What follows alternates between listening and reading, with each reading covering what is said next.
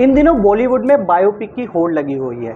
हो भी क्यों ना, क्योंकि बायोपिक को लोग पसंद भी कर रहे हैं और चर्चाओं का विषय भी बन रही है। आज हम एक ऐसी बायोपिक पर चर्चा करने जा रहे हैं जो बनने से पहले ही चर्चाओं और विवादों में आ गई है। हम बात कर रहे हैं शेर सिंह राणा की। वही शेर सिंह राणा जो फूलन देवी हत्याकांड से चर्चाओं में आए थे, वही शेर सिंह राणा जो तिहाड़ जेल से फरार हुए थे, वही शेर सिंह राणा जो अफगानिस्तान जाकर पृथ्वीराज चौहान की अस्थियां लेकर आए थे। अब उन पर फिल्म बनने वाली है जिसमें मुख्य किरदार विद्युत जामवाल निभाने वाले हैं। हमारे साथ बात करने के लिए खुद शेर सिंह राणा मौजूद है। आइए उनसे बात करते हैं कि ये इस बायोपिक बनने से पहले ही इतनी चर्चाओं में क्यों आ गई। सर, ईटीवी भारत में आपका सबसे पहले तो बहुत बहुत स्वागत है। जी, बहुत बहुत धन्यवाद। आपके सभी दर्शकों को मेरा हाथ जोड़ के बहुत बहुत प्रणाम है। सर, अब शेर सिंह राणा पे बायोपिक बनने जा रही है, क्या इस बायोपिक में दर्शकों को देखने को मिलेगा? देखिए, मैंने एक किताब लिखी थी, जेल डायरी, तिहाड़ से काबुल कंधार तक, जिसको हार्पर कॉलिन्स और इंडिया टुडे ने मिलके पब्लिश किया था। तो ये जो मूवी जिसका आपने जिक्र किया, ये एक्चुअली मूवी जो है उस बुक के ऊपर ही बनने जा रही है और उस बुक में पूरा विस्तार पूर्वक बताया गया है किस प्रकार से तिहाड़ से निकला, अफ़गानिस्तान गया, और ये बुक जो है वो बेस्ट सेलर है। तो मुझे विश्वास है कि एक अच्छी फिल्म बनेगी। सर, आपकी अगर लाइफ की बात करें तो 3 पार्ट्स में इस लाइफ को लेके चलते हैं। फर्स्ट पार्ट फूलन देवी हत्याकांड, सेकंड ले लेते हैं तिहाड़ जेल, थर्ड लेते हैं अफगानिस्तान का सफर।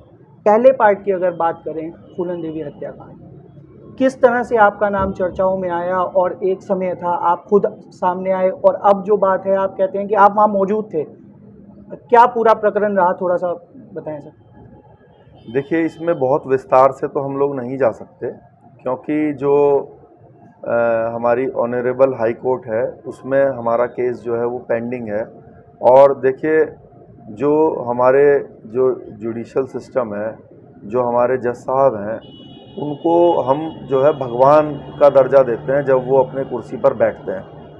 तो जिस समय वो समय आएगा कि वो कोर्ट में जब उसकी प्रोसीडिंग्स होंगी तो वो तो तब वहाँ पर उनको मालूम है। लेकिन अगर हम निचली अदालत की बात करें तो इसमें टोटल 12 एक्यूज थे, जिसमें कि एक का देहांत हो गया था जेल के अंदर ही, और 10 लोगों को जो निचली अदालत है उसने एक्यूटल कर दिया था, बरी कर दिया, और मुझे अकेले को इसमें उन्होंने सज़ा दे दी थी। मैं करीब जेल के अंदर वही 14 वर्ष के आसपास मैं जेल में रहा हूँ, 13.5 पौने 14 साल। तो क्योंकि मैंने जो आजीवन कारावास जिसको हम बोलते हैं, लाइफ इम्प्रिजमेंट, तो वो 14 साल की होती है। 14 साल के बाद जो है लोगों को छोड़ दिया जाता है अधिकतर। तो क्योंकि मेरा समय तो पूरा हो गया था तो फिर मुझे हाई कोर्ट ने बेल दी, क्योंकि मेरे केस के अंदर जो फाइल है उसके अंदर ऐसा कुछ है नहीं कि भाई मुझे कोई सज़ा बनती हो। क्योंकि जो फूलन देवी की जो सगी बहन है मुन्नी देवी जी, उन्होंने भी जो है बयान में ये बताया था कि जो मारने वाले लोग थे वो मास्क फेस थे और उससे शेर सिंह राणा का कोई लेना देना नहीं है। ऐसा ही बयान जो उनके पीए थे उन्होंने भी दिया था, जो पब्लिक विटनेस था उन्होंने भी दिया था। तो हमें विश्वास है कि हमें न्याय मिलेगा, हाई कोर्ट से हम केस से छूटेंगे, और जो मतलब हाई कोर्ट जब भी इसमें डिसीज़न आएगा तो वही एक्चुअली क्या है कि सही मायने में माना जाएगा। मुन्नी देवी की बात हुई, फूलन देवी की सिस्टर्स हैं, अभी बीते दिनों चुनाव में देखा गया वो आपकी पार्टी के लिए प्रचार भी कर रही थी हरिद्वार में। हाँ बिल्कुल, वो हमारी पार्टी की एक पदाधिकारी हैं और वो ऐसा इसलिए है क्योंकि उनको मालूम है कि ये अच्छा व्यक्ति है और इसका उस मैटर से कोई भी लेना देना नहीं है। और उनकी बहन ही नहीं, उनकी जो फूलन देवी की जो माता जी हैं वो भी कई बार अपने बयानों में बोल चुकी हैं, और सभी को मालूम है कि इसमें किसका हाथ है। उनके जो हस्बैंड हैं उसमें जायदाद का कोई प्रॉब्लम थी उन लोगों में, तो ये उसका जो परिवार है कई बार इस चीज़ को बता चुका है, कोर्ट में भी बता चुका है और मीडिया के सामने भी बता। एक एक्साइटमेंट रहती है लोगों को जानने के लिए कि तिहाड़ जेल जो कड़ी सुरक्षा में तहत थी, उसे शेर सिंह राणा उससे फरार हुआ, ये कैसे सब मुमकिन हो पाया? देखिए, ये तो आपको फिल्म के अंदर ही देखने को मिलेगा, बट जैसा कि मीडिया रिपोर्ट्स में थोड़ा जो, क्योंकि मीडिया रिपोर्ट्स में आधा सच आधा झूठ होता है, तो उसमें जो बताया कि भाई उस दिन मेरी कोर्ट डेट थी और हमारे कुछ साथी जो है वो पुलिस की वर्दी में आए और जो है वो जो असली पुलिस थी उनके आने से पहले ही जो है वो लेकर चले गए। तो इसको ही जो है उसमें दिखाया जाएगा शायद, क्योंकि जो बुक है उसमें भी फरारी के बारे में पूरा लिखा हुआ है, तो उससे ही अब, क्योंकि देखिए मुझे भी पूरा ज्ञान नहीं है कि फिल्म में किस प्रकार से और क्या चीज़ दिखाएंगे, बट मुझे ऐसा लगता है कि शायद ऐसे ही हो। आपकी मुलाकात हुई डायरेक्टर या फिर विद्युत जामवाल से, फिल्म पर चर्चा कुछ ऐसा कुछ हुआ हो? नहीं, अभी मेरी जो है विद्युत जी से तो मुलाकात नहीं हुई। जो फिल्म से रिलेटेड दूसरे लोग हैं उनसे मेरी जो है मुलाकात हुई है, और काफ़ी समय से इस पर जो है काम चल रहा है। तिहाड़ जेल के बाद सीधा आता है अफ़गानिस्तान। किस तरह का सफ़र रहा, किस तरह से, किन जोखिमों पे आप पहले अब काबुल गए, फिर अफ़गानिस्तान गए, फिर वहाँ से इंडिया वापसी हुई, किस तरह से रहा, क्या कुछ इस दौरान कठिनाइयाँ आई? देखिए, सन 2004 में जब मैं जेल से निकला तो सबसे पहले एक पासपोर्ट का जो है बंदोबस्त मेरे द्वारा किया गया। संजय गुप्ता के नाम से वो पासपोर्ट बना, और वो जो पासपोर्ट एक्ट का जो केस है वो अभी भी दिल्ली में जो है वो कोर्ट में चल रहा है, विचाराधीन है। तो उस पासपोर्ट पर सबसे पहले मैं बांग्लादेश गया। बांग्लादेश जाके मैंने एक प्रयास किया कि किस तरह से जो है अफ़गानिस्तान में जा सकता हूँ। तो जब वहाँ से कोई नहीं बंदोबस्त हो पाया, मैं वहाँ पे वीज़ा लेने का बड़ा प्रयास किया, लेकिन जब नहीं हो पाया तो फिर मैं इंडिया से ही मैंने जो है वीज़ा अपने लिए हासिल किया अफ़गानिस्तान जाने के लिए, और मैं दुबई होते हुए जो है काबुल पहुँचा सन 2005 में। और काबुल पहुँचने के बाद फिर मेरा जो सबसे पहला जो मोटिव था वो था कि जो हमारे आखिरी भारतीय सम्राट हैं पृथ्वीराज चौहान जी, जो हम सभी के महान पूर्वज हैं, चाहे कोई किसी भी जाति धर्म का व्यक्ति हो, क्योंकि वो हम सभी के पूर्वज हैं, तो उनका अपमान होता था वहाँ पे कई सौ वर्षों से, जूते चप्पल रखे जाते थे उनकी समाधि के ऊपर। तो सबसे पहला मेरा मकसद था कि उसको मैं खोजूं कि कहाँ पे उनकी समाधि है। तो खोजबीन में सबसे ज़्यादा समय और बड़ी परेशानियाँ आई वहाँ पर, क्योंकि ऐसी जानकारी थी शुरू में कि भाई कंधार में है, तो उसके लिए फिर मैंने अफ़गानिस्तान का, आप समझ लीजिए कि एक बहुत बड़ा हिस्सा और बहुत इंटीरियर प्लेसेस में मैं वहाँ पर जो है उसको ढूंढने के लिए गया, और करीब 1.5 से पौने 2 महीने मुझे लगे। तो गजनी के पास एक जगह है, वहाँ पे जो है मुझे उनकी जो समाधि है वो देखने को मिली, और फिर जो है नेक्स्ट प्लानिंग स्टार्ट करी कि कैसे इसको लाया जाए। तो वो सब आप जो है उस फिल्म में देखेंगे कैसे हुआ। अगर आपकी स्टोरी की बात करें, तीनों पार्ट्स, पहले हत्याकांड से नाम जुड़ता है, फिर तिहाड़ जेल से फ़रार होना, फिर उसके बाद जो है अफ़गानिस्तान जाना, और अब एक जिसे कहते हैं ना हैप्पी एंडिंग, मैरिड लाइफ, अपना बच्चे, और पॉलिटिशियन बन रखे हैं थोड़े से। तो ऐसा नहीं लगता कोई स्क्रिप्ट आपकी पहले ही लिख रहा था और मूवी के लिए बिल्कुल प्रिपेयर था कि हाँ इस पे मूवी बनेगी और इसको ऐसे ऐसे किरदार दिए जाएंगे और ऐसे ऐसे क्लाइमैक्स, लास्ट में हैप्पी एंडिंग, इस तरह से दिखाया जाएगा? देखिए, मैं आपको बता दूं, हमने कभी जीवन में किसी का बुरा चाहा नहीं और कभी कोई गलत काम भी नहीं किया। कई लोग हमसे नाराज़ हो जाते हैं फूलन देवी के मैटर को लेकर, क्योंकि लोगों को असल में क्या है, पूरी जानकारी नहीं है। तो मैंने कई बार जो है सोशल मीडिया पे, कई न्यूज़ चैनल्स पे, अखबारों में देखा, वो लोग लिखते हैं कि भाई फूलन देवी एक महान व्यक्तित्व थी। क्यों थी? कि उन्होंने जो है अपने जो बलात्कारी थे, जिन्होंने उनके साथ बलात्कार किया था, उनकी उन्होंने जो है हत्या करके बदला लिया और 22 ठाकुरों को उन्होंने भेमई कांड में मार दिया।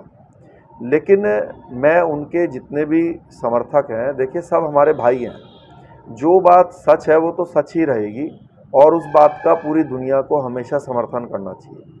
लेकिन अगर मैं आपसे ये बताऊं, और आप ये बात जानकारी मैं दे रहा हूं, इसको आप कहीं पे भी, ये फैक्ट है, इसको आप चेक कर सकते हैं, करा सकते हैं। सबसे पहली बात है कि सबसे बड़ा झूठ है ये कि फूलन देवी ने 22 ठाकुरों को, जिन्होंने बलात्कार किया था, उनको भेमई कांड में बदला लेने के लिए मारा। असल में क्या है कि 22 नहीं 20 ही लोग मरे हैं। उसमें मरने वालों में भी सिर्फ ठाकुर नहीं है, उसमें मरने वालों में मुस्लिम भी है। उस मुसलमान भाई का नाम नज़ीर खान है। कोई भी दुनिया में चेक कर ले और मेरी बात को अगर झूठ साबित कर दे तो जो वो कहे हम हारने के लिए तैयार हैं। इसके अलावा जो है उसमें 2 दलित समाज के लोग भी हैं मरने वालों में। तो जब फूलन देवी वहाँ पे पहुँची, जो वहाँ पर कोई डाकू या कोई उनके बलात्कारी नहीं थे, सिर्फ अपना भय कायम करने के लिए उन्होंने उन 20 बेगुनाह लोगों को मारा। वो जो 20 के 20 लोग हैं, ना वो डाकू थे, ना उनके ऊपर कोई मुकदमा था, और मरने वालों में दलित भी थे, मुसलमान भी थे, ठाकुर भी थे और दूसरे लोग भी थे, और इंक्लूडिंग एक 6 महीने की एक छोटी बच्ची भी थी जो उस समय अपाहिज हो गई थी और बाद में उसकी मृत्यु हुई। तो सबसे पहली बात तो यही लोगों को समझनी चाहिए कि जो फूलन है वो अगर अपने बलात्कारियों को मारती, अगर उनके साथ ऐसा गलत हुआ था, तो हम सबसे बड़े उनके समर्थक ही होते हैं। बाकी देखिए उनके जीवन में हमें जाना नहीं है, क्योंकि जो फिल्म है अपनी, उस फिल्म में ये सब एपिसोड शायद नहीं दिखाई जाएंगी। फूलन से रिलेटेड कोई जीवन का कोई हिस्सा शायद ना हो उसमें, क्योंकि फिल्म शायद जो है वो, क्योंकि जैसे आपने बताया कि हर एक के जीवन में बहुत सारे जो है टाइम पीरियड होता है, तो अब वो किस टाइम पीरियड के ऊपर फिल्म बनेगी ये तो फिल्म मेकर के ऊपर डिपेंड करता है। तो वो शायद जो अफ़गानिस्तान की यात्रा है, क्योंकि वो पूरे देश के लिए एक सम्मान की बात है, और आपने देखा होगा कई फिल्में तो सिर्फ जेल एस्केपिंग के ऊपर बनी हुई हैं और बड़ी वो हिट हुई हुई हैं। तो जेल एस्केपिंग और शायद अफ़गानिस्तान से रिलेटेड चीज़ें दिखाई जाएंगी। लेकिन मैंने आपको ये जानकारी इसलिए दी जिससे कि लोगों को पता चले कि हाँ ये फैक्ट है। सर फिल्म इतनी ज़रूरी, क्योंकि मैं इससे पहले भी आपका एक इंटरव्यू किया था 3-4 साल पहले, तब चर्चाएं थी कि अक्षय कुमार, फिर अजय देवगन की चर्चाएं बनी, अब अलग परिस्थितियां बनी हैं। फिल्म क्यों ज़रूरी थी? मतलब क्या दिखाना चाह रहे थे फिल्म में, कि लोगों के सच्चाई आए, या क्या कुछ फिल्म ज़रूरी थी, किस लिए ज़रूरी थी? देखिए फिल्म जो है एक एंटरटेनमेंट का जरिया है भारत के अंदर और विश्व के अंदर। जी। तो लोग जिस चीज़ को देखना चाहते हैं अपने एंटरटेनमेंट के लिए, फिल्म मेकर उससे रिगार्डिंग फिल्म्स बनाते हैं, चाहे वो काल्पनिक हो और चाहे वो किसी के जीवन से संबंधित हो। तो ये कोई अपनी इच्छा से नहीं बनवा सकता कि जी मेरे ऊपर बना दो या ऐसा कर दो, क्योंकि जिसको लोग देखना चाहते हैं, जानना चाहते हैं, या कोई घटना को जानना चाहते हैं, तो उस पर अगर कोई फिल्म मेकर, क्योंकि देखिए फिल्म कोई फ्री में नहीं बनती। फिल्म में 50 करोड़ 100 करोड़ रुपए लगते हैं बनाने में। तो कोई भी ऐसे ही 50 करोड़ या 100 करोड़ रुपए किसी भी चीज़ के ऊपर नहीं लगाता। जब लोगों की इच्छा होती है तभी लोग जो है फिल्म मेकर्स आगे आते हैं। अब ये बनने से क्या लाभ है क्या हानि है ये तो देखो फिल्म मेकर्स को पता होगा, लेकिन जो मैं समझता हूँ वो ये है कि कई वर्षों से जो बॉलीवुड है स्पेशली, वो एक छवि प्रस्तुत कर रहा था कि अगर किसी ठाकुर को दिखाना है तो वो जालिम दिखाया जाएगा, वो बलात्कारी दिखाया जाएगा। किसी वैश्य को दिखाना है, बनिए को दिखाना है तो वो जो है लालची होगा, सूदखोर होगा। किसी पंडित जी को दिखाना है तो वो जो है पंडित जी जो है ढोंगी होंगे। तो ये जो छवि है, अब हमें समय है कि इसको चेंज किया जाए, क्योंकि हर समाज में अच्छे और बुरे लोग होते हैं। तो फूलन देवी की जो बैंडिट क्वीन बनी थी वो भी इसी सोच के साथ बनी थी कि भाई ठाकुरों को उसमें ज़बरदस्ती घुसाना है और बुरा दिखाना है कि भाई दलित वर्सेस ठाकुर, जबकि ऐसा है नहीं। लोग बहुत प्यार से रहते हैं देश में। इतने बड़े बड़े राजा महाराजा रहे राजपूत समाज के, उन्होंने अपने प्राणों को न्यौछावर करा हजारों सालों तक पब्लिक के लिए, तो वो सब नहीं उन्होंने दिखाना। अगर मान लीजिए कोई एक दुष्ट आदमी हो गया, उसकी छवि के अनुसार कम से कम 1000 फिल्में जो है बना दी। ऐसा मैंने एक दिन जो हमारे डायरेक्टर हैं, एक दूसरे फिल्म के डायरेक्टर थे, उनसे पूछा। मैंने कहा कि एक वो रियल स्टोरी थी, उसमें एक्चुअली क्या हुआ था कि एक जो क्रिश्चियन समाज का व्यक्ति था वो एक दलित समाज की लड़की को लेकर भाग गया था, तो उसमें फिर आपस में मर्डर और ये सब हुए। तो मेरे सामने ही वो बैठे हुए थे, उन्होंने कहा यार इसमें क्रिश्चियन नहीं, इसमें जो है हिंदू कोई स्वर्ण जाति का व्यक्ति रखो, ठाकुर रखो, तो तभी फिल्म के अंदर जो है वो मिर्च मसाला लगेगा, तभी ये चलेगी और बनेगी। तो उन्होंने क्या है कि ज़बरदस्ती एक हमारे देश में ये चीज़ पैदा करी हुई है। तो अभी मुझे विश्वास है कि हम इन चीज़ों को बॉलीवुड के द्वारा जो है वो दूर करें। बाकी बॉलीवुड देखिए देश के लिए बहुत अच्छा काम करता है। मैं अफ़गानिस्तान गया तो और भी दूसरे देशों में गया, तो बॉलीवुड के कारण ही हमें एक अच्छी सम्मान और पहचान मिलती है दूसरे देशों में, क्योंकि वो लोग हमारी फिल्मों को देखते हैं तो हमारी लैंग्वेज को समझने में उनको आसानी हो जाती है, तो एक अच्छी छवि भी बनती है। तो मेरा तो यही निवेदन है बॉलीवुड से भी कि अच्छी देश से के लिए जो अच्छी हो, समाज के लिए जो अच्छी हो, जो भाईचारा पैदा करे, ऐसी चीज़ों को बनाएं, दिखाएं, और उससे हमारे देश की और बाहर की भी छवि अच्छी होगी। और हमने अपने फिल्म वालों से भी यही रिक्वेस्ट करी कि आप जो सत्य है, जो सच है, वो आप दिखाइएगा।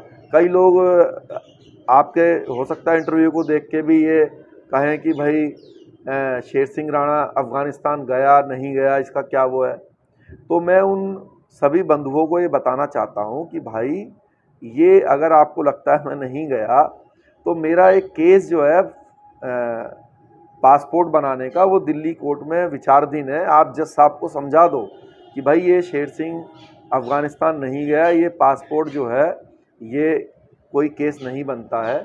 उस पासपोर्ट के ऊपर अफ़गानिस्तान के वीज़ा हैं, अराइवल और डिपार्चर है, ये कोई हवाई चीज़ें नहीं होती।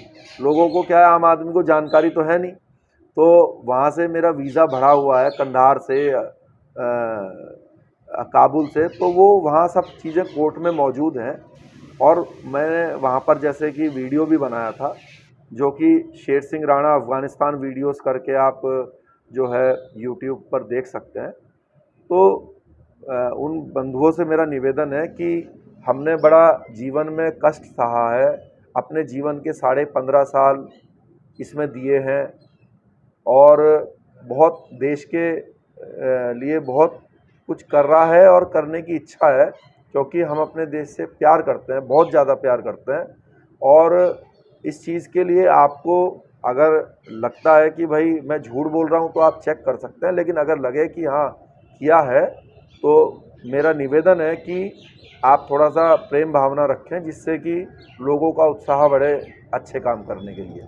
ठाकुरों की बात हुई, कितना प्रेम और स्नेह मिल रहा है, क्योंकि अब अगर ठाकुरों में बात की जाए तो शेर सिंह राणा एक ऐसा नाम है जो सबसे ज़्यादा लिए जाने लगा है, पहले से भी और अब भी। कितना प्यार स्नेह मिल रहा है। देखिए, ये सिर्फ ठाकुर की बात नहीं है, क्योंकि मैंने आपसे बताया पृथ्वीराज चौहान जी पूरे देश के सभी जाति सभी धर्मों के, चाहे कोई भी व्यक्ति उस समय रहा हो, सभी के ही महान सम्राट थे, सभी के ही महान पूर्वज थे। और कोई भी जो महान व्यक्ति होता है, चाहे वो बाबा साहब अम्बेडकर हों, चाहे वो रविदास जी हों, चाहे वो जो है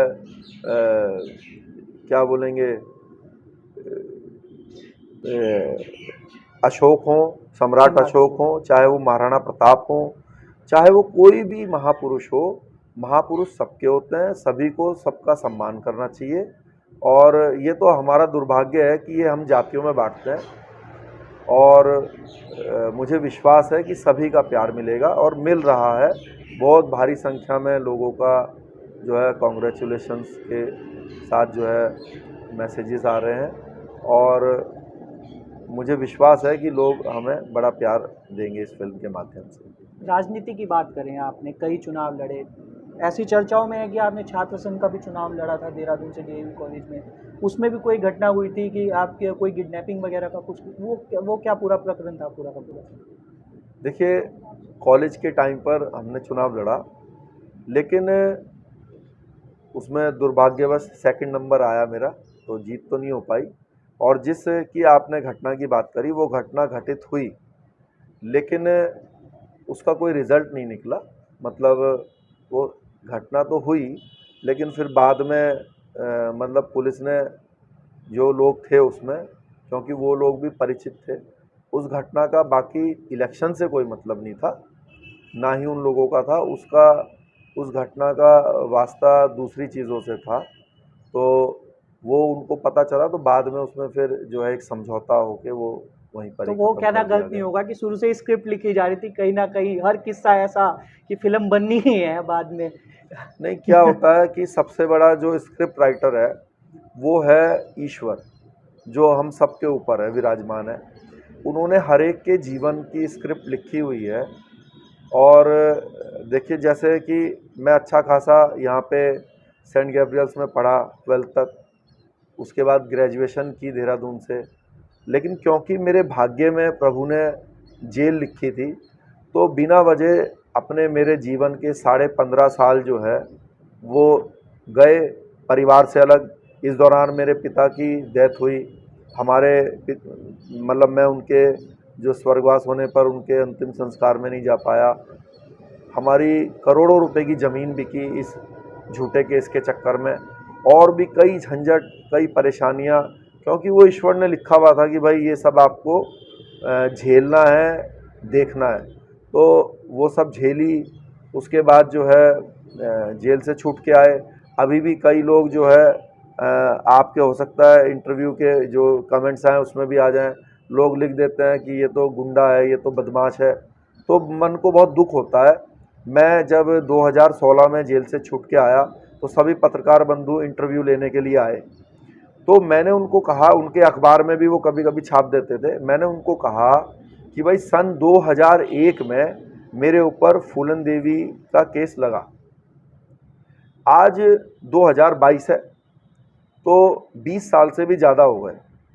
क्या पूरे दुनिया में इन 20-21 साल में कभी किसी ने सुना कि भाई शेर सिंह राणा ने किसी से पैसे मांगे हो, किसी से उगाही करी हो, किसी से बदमाशी करी हो, किसी की लड़की छेड़ दी हो, कोई गलत काम किया हो? तो ऐसा कोई गलत, आप किसी आदमी को कब तक चेक करेंगे कि वो अच्छा है कि बुरा है? अगर कोई आदमी गलत होगा तो वो अपना मतलब दिखाएगा ना कोई एक्टिविटी। तो 20-21 साल मुझे लगता है कि शायद कम तो नहीं है किसी के ऊपर विश्वास करने के लिए। 20-21 साल बहुत होता है। तो इसमें आप सोचिए ना कि मतलब अगर 2004 में जब मैं गया था तिहाड़ जेल से निकलकर, तो तब मेरे पास पूरा मौका था कि मैं अगर गलत व्यक्ति होता तो गलत काम करता, क्योंकि कई लोगों की ऐसी इच्छा थी जो हमारे परिचित थे कि भाई मैं जो हूँ अंडरवर्ल्ड डॉन बनूँ, मैं पैसे कमाऊँ, खूब हज़ारों करोड़ रुपया बदमाशी से कमाऊँ। लेकिन मैंने प्रायोरिटी दी अपने जो अफ़गानिस्तान का काम है उस पर, और उनके चंगुल से भी बचा जो ऐसा चाहते थे कि मैं गलत काम करूं। तो पूरे 2.5 साल में स्केप रहा।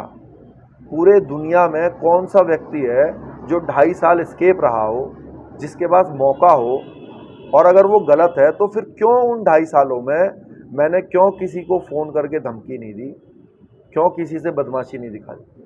कोई कहे कि हाँ भाई करा, तो इसलिए क्योंकि मैं एक अच्छा व्यक्ति हूँ, ऐसा मेरा मानना है। मेरा अंदर से दिल बोलता है कि मैं एक अच्छा व्यक्ति हूँ, और मेरे जो कर्म हैं वो भी अच्छे हैं, अच्छे रहेंगे हमेशा। और 20-21 साल के जीवन में आप सब ने भी ये महसूस किया होगा, देखा होगा। मैं आपको मज़े की घटना बताता हूँ। जब मैं जेल से छूट कर आया 2016 में, तो कई लोग जिनको आप सफ़ेद पोश बोलते हैं, जो लोग आपके बीच में रहते हैं, कई लोग मेरे से घर पर मिलने आते थे, ऑफिस में बैठते थे, तो मिलते ही क्या कहते थे, राणा जी वो हमारी फला ज़मीन है, उसमें ऐसा ऐसा कर लेते हैं, उसमें हमें करोड़ों बच जाएंगे, या वो काम कर लेते हैं, ऐसा कर लेते हैं। वो उन्होंने सोचा भाई जेल से छूट के आया है, शायद जो है थोड़ा सा बदमाशी और ये सब करेगा। लेकिन जब उनको लगा कि भाई ये आदमी गलत काम करेगा ही नहीं, साफ मना कर दिया हमने उनको। तो फिर क्या है, कई लोग हमारी बुराई भी करने लगे, अरे भाई उनके पास गए थे, काम बताया तो मना कर दिया। तो भाई हम क्यों, जब हम उस प्रवृत्ति के ही नहीं है, गलत काम करने वाले ही नहीं है, हम तो अपने राष्ट्र से प्रेम करने वाले व्यक्ति हैं। हम अपने देश से प्यार करते हैं, वो हमारे लिए सर्वोपरि है। इसीलिए उस 2.5 साल में हज़ारों करोड़ रुपये कमाने से अच्छा, गलत काम करने से अच्छा, मैंने ये समझा कि मेरे को अपने देश के लिए काम करना है, चाहे उसके लिए मेरा अपना जीवन ही क्यों ना चला जाए। और वो मैंने किया, और करने के बाद मैं वापस आया। वापस आने के बाद मैंने अपना जेल का टाइम पीरियड काटा। पूरे जेल के इतिहास में मेरी कोई भी पेशी नहीं थी। आप यकीन मानोगे, करीब 14 साल जेल में रहने वाले व्यक्ति की एक भी पेशी नहीं थी। और ये चीज़ जेल वालों ने हाई कोर्ट में लिख के दिया, तभी तो बेल हुई। एक भी बैड कंटेक्ट नहीं था। तो आप किस चीज़ को कितने समय तक चेक करोगे कि भाई ये अच्छा है, अच्छा है, 1 साल, 2 साल, 3 साल, 4 साल, 5 साल, 10 साल? अरे भैया 20-21 साल हो गया। अब जीवन जो है अंतिम उस तरफ है। 45 साल की मेरी उम्र है, करीब 20-25 साल की और है, वो भी देख लेना भाई, कोई गलत काम नहीं करेंगे, ना किया है। पूरे घटनाक्रम की बात करें, क्या कोई कभी उसके बाद थ्रेड्स या कोई कॉल्स आई हो धमकी भरी कि ऐसा क्यों किया है, किसी और की फोन या कुछ ऐसा कुछ रहा हो? देखिए, थ्रेट्स जो हैं वो आती रहती हैं, अभी भी आती रहती हैं। कई लोग फ़ोन से, कमेंट से लिखते रहते हैं, बोलते रहते हैं, मार देंगे, ये कर देंगे, ऐसा कर देंगे। अभी पीछे बुलंदशहर में कोई कह रहा था कि गला काट देंगे, फिर पुलिस ने उनके ऊपर एफआईआर भी दर्ज करी। उसी के बिहाफ पे मुझे पहले सुरक्षा भी दी थी, लेकिन फिर उसको हटा लिया। शायद उनको लगा होगा कि भाई अब ज़रूरत नहीं है। लेकिन थ्रेट्स आती हैं, लेकिन मैं इन चीज़ों की कभी परवाह नहीं करता, क्योंकि मेरा ऐसा मानना है कि जो जीवन और मृत्यु है वो ईश्वर के हाथ में है।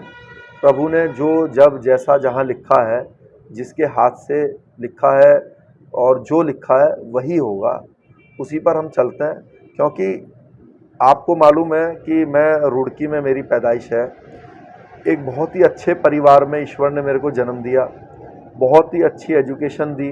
कई लोग सोचते होंगे कि ये अनपढ़ गंवार है या कोई सड़क छाप है, तो आप हमारे शहर में पता कर सकते हैं कि एक अच्छे परिवार में जन्म होने के बाद भी, क्योंकि मेरे भाग्य में जेल लिखी थी, कष्ट लिखा था, तो हमारे प्रयास के बाद भी कि भाई पढ़ाई लिखाई करके कोई अच्छा काम भी कर लेते, तो वो जेल लिखी थी, तो उस समय अपमान लिखा था प्रभु ने, तो वो जो है झेलना पड़ा जीवन में। नाम की बात करें, कुछ नाम को लेके काफ़ी भ्रांतियां हैं, कुछ कोई पंकज पुंडीर, आखिर ये शेर सिंह नाम पड़ा कैसे? शेर सिंह राणा एक ऐसा नाम जो रुतबेदार हो, बनाया गया, रखा गया, या क्या शुरू से ही नाम ये था, क्या था? देखिए, शेर सिंह जो नाम है मेरा, ये मेरा बचपन से ही मेरा यही नाम है। और मेरे स्कूल में, कॉलेज में, हर जगह पर जहाँ पर भी कोई भी डॉक्यूमेंट्स है, सरकार के माध्यम से, गैर सरकारी, सभी जगह पर शेर सिंह राणा नाम है। ये दुर्भाग्य है कि जो हमारे देश का मीडिया है वो क्या है कि कोई चीज़ अगर किसी ने गलत छाप दी तो आजकल हमारे पत्रकार बंधु भी उसको फैक्ट को जो है वो चेक नहीं करते। बस अगर किसी ने बस उस पर चेक किया, विकिपीडिया पे देख लिया, अब उसने गलत लिखा हुआ है तो अब इसमें हम क्या करें। पूरी दुनिया में कोई ये दिखा दे, कोई भी पत्रकार, कि भाई शेर सिंह राणा का पंकज पुंडीर भी कोई नाम है किसी कागज़ में लिखा हुआ, ये नाम पड़ा कैसे। क्या हुआ कि जब फूलन देवी की हत्या हुई तो सबसे पहले पुलिस ने कहा कि भाई हत्यारे का नाम जो है वो पंकज है। अब पंकज को ढूंढने के लिए उनकी टीम्स जो है अलग अलग देश के अलग अलग हिस्सों में गई, यहाँ पर भी गई, लेकिन 2 से 3 दिन के बाद तो जब उनको मेरे जैसा व्यक्ति हाथ लग गया कि भाई इसको जो है लपेटा जा सकता है, तो फिर उन्होंने क्या किया कि अब मेरा नाम शेर सिंह राणा था, तो अब उन्होंने पहले दिन से जो कहानी चल रही थी वो ये चल रही थी कि भाई पंकज है। तो उस दौरान मैंने एक मतलब जो एक काम किया हुआ था, सरकारी मैंने ठेका लिया हुआ था, तो वो मेरा एक दोस्त है पंकज, उसके नाम से था वो। तो उन्होंने क्या किया कि मेरा नाम जो है वो शेर सिंह राणा एलियस पंकज कर दिया, लेकिन रियलिटी में या मेरा नाम शेर सिंह ही है और शेर सिंह ही बोला जाता है। तो मेरा निवेदन है कि इस चीज़ को भी आप जो है अपने चैनल के माध्यम से लोगों को बताइएगा। सर, रुड़की, मध्य प्रदेश, काबुल, अफ़गानिस्तान, फिर रुड़की, क्या कुछ सीख इस दौरान शेर सिंह राणा ने ली है? देखिए, मैं अपने जीवन में सिर्फ एक ही प्रकार से आगे चलता हूँ, वो जो है हमारी जो सबसे धार्मिक पुस्तिका है गीता, उससे ज़्यादा ज्ञानवान पुस्तक नहीं है शायद। तो उसमें जो है ये लिखा है कि हमें वर्तमान में रहना चाहिए। तो मैं वर्तमान में रहने वाला व्यक्ति हूँ और हम तो बहुत छोटी छोटी चीज़ों से भी खुश हो जाते हैं, क्योंकि हमने जीवन में बहुत कष्ट देखा है। करीब 13-14 साल ज़मीन पे सोए हैं, 2.5 साल जो है पुलिस पकड़ने के लिए पीछे लगी रही, तालिबान वाले पीछे लगे रहे और भी कई झंझट हुए। तो बस मेरा यही मानना है, कहना है कि आपके लिए जीवन में जो स्क्रिप्ट ऊपर वाले ने लिखी है, चलना आपको वैसे ही पड़ेगा।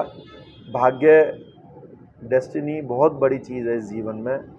आपके सोचने से, मेरे सोचने से कुछ नहीं होता है। मेरे भाग्य में जो लिखा है आगे भी वही होगा। ये है कि हमें अपनी तरफ से अच्छे कर्म करने चाहिए, अच्छे कार्य करने चाहिए।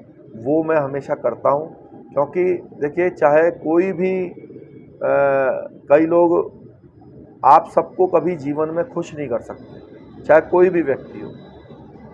मतलब मेरी तो कोई हैसियत नहीं है। जिनको हम पैगंबर मानते हैं, जिनको हम भगवान मानते हैं, प्रभु श्री राम का जीवन देखिए, कृष्ण जी का देखिए, हज़रत मोहम्मद सल्लल्लाहु अलैहि वसल्लम उनका देखिए, जीसस क्राइस्ट का देखिए, उनको तो सूली पे टांग दिया। मोहम्मद साहब, हज़रत मोहम्मद सल्लल्लाहु अलैहि वसल्लम से तो युद्ध हुआ, इनसे जो है प्रभु श्री राम को युद्ध लड़ना पड़ा, कृष्ण जी को युद्ध लड़ना पड़ा। तो सबको तो देखिए आप कभी खुश कर नहीं सकते, लेकिन आप अपने मन में अच्छे होने चाहिए, अपने कर्म में अच्छे होने चाहिए। लोग चिढ़ेंगे भी आपसे, लोग खुश भी होंगे, आपके सपोर्ट भी करेंगे, आपका विरोध भी करेंगे, लेकिन विरोध करने वाले को भी ये पता होता है कि हाँ यार इसने काम अच्छा किया, लेकिन क्योंकि बेचारे की दाल रोटी विरोध से ही चलती है तो वो तो करेगा। अभी कई लोग हमारा विरोध करते हैं, ये बिना जाने कि ये व्यक्ति ने भाई बहुत कष्ट झेले हैं। फूलन ने कम से कम 100 लोगों को मारा होगा, 11 साल जेल काटी। मेरे ऊपर एक केस लगा, वो भी मैंने आपकी उसकी भी सत्यता बता दी। फिर भी मैंने अपने जीवन के 15.5 साल दिए। कई लोग बोलते हैं जी अभी भी अंदर डाल देना चाहिए। अरे भाई 15.5 साल तो पहले ही जा चुके जीवन से, तो अब आप मतलब क्या चाहते हैं। दूसरी बात है कि वो बिना जाने ही जो है, जैसे मैंने आपसे बताया भी कि भाई फूलन देवी अगर हत्या करती जिन्होंने उनके साथ गलत किया था, लाला राम श्री राम के साथ, तो मेरी नज़र में वो एक महान व्यक्तित्व होती।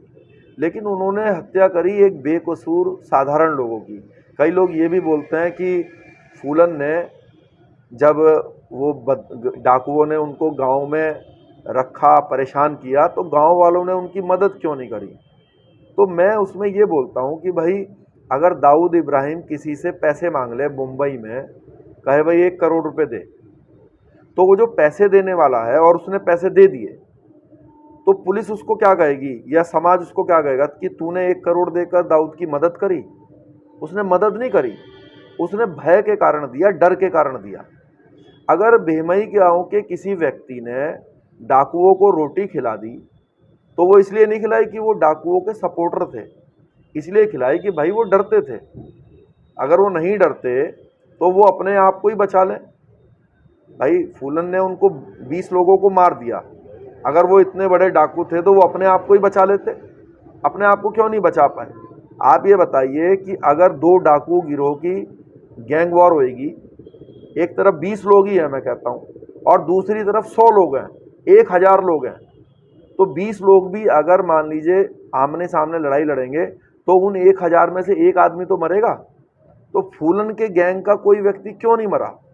क्योंकि इसलिए नहीं मरा कि फूलन प्योर डाकू और उसके सहयोगी डाकू के रूप में आए थे हथियारों के साथ, और वो सब के सब लोग आम लोग थे।